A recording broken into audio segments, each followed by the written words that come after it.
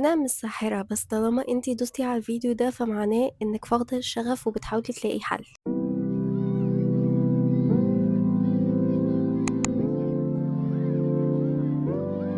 اهلا يا جماعة and welcome back to my YouTube channel. ولو انتوا اول مرة تشوفوني فانا ايمان، بعمل محتوى عن الفاشن والهاند ميد والارت.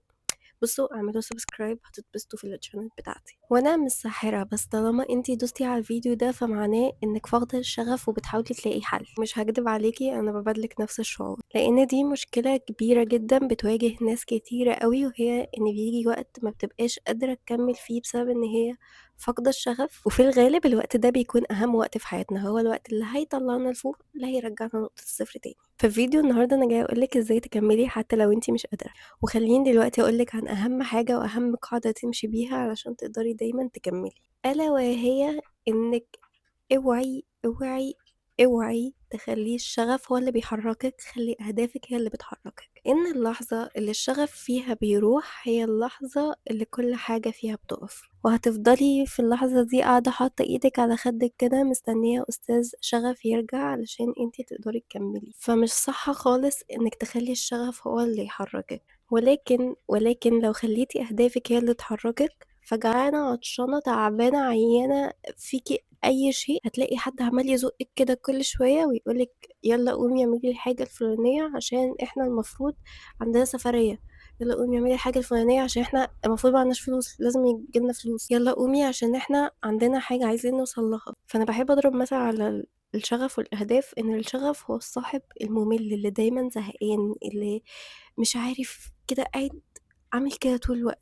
أما الأهداف عاملة زي صاحبتك كده اللي هي هايبر أكتف، ويلا نسافر يلا نروح يلا نيجي، وتلاقي نفسك ايه بتتحركي معاها كده من غير ما تحسي. فخلي دايما أهدافك هي اللي تحركك، علشان لو انت مش قادرة تقدري تكملي وتعملي اللي انت عايزاه. تاني حاجة اقدر اقولك عليها هي تصالحي مع فكرة انك مش لازم تكوني قوية طول الوقت. life is ups and downs، يعني يوم هتبقى معانا ويوم علينا عادي جدا. فمش كل مرة هتقعي فيها تقولي لا خلاص انا فاشلة جدا، انا ضعيفة جدا، انا مش هقدر اكمل، انا مش عارف ايه. في ايام مش لازم نعمل فيها اي حاجة خالص غير ان احنا نعديها. فتصالحي دايما مع فكرة ان الكعبلة جاية على طول في حياتك، ان انت هتقابلي كعبلة كتير في حياتك عادي جدا، هنزقها كده شوية ونقوم ننفض هدومنا وبعدين نكمل عادي جدا. دي حاجة بقى تنقلنا للنقطة اللي بعدها، انك تحطي في دماغك ان الراحة مش رفاهية، هي ضرورة. اللي بيجري في ماراثون بيحتاج ان هو يقف ثانيتين كده يشرب شوية مية علشان يقدر يكمل الجرية بتاعته. فانتي ليه مش عايزة تقفي شوية وتاخدي نفس عشان تقدري تكملي بيه؟ ومش معنى خالص خالص خالص انك هتاخدي شوية راحة ان انتي استسلمتي. احيانا ان احنا نقف شوية ده بيخلينا نقدر نكمل احسن ونفكر احسن،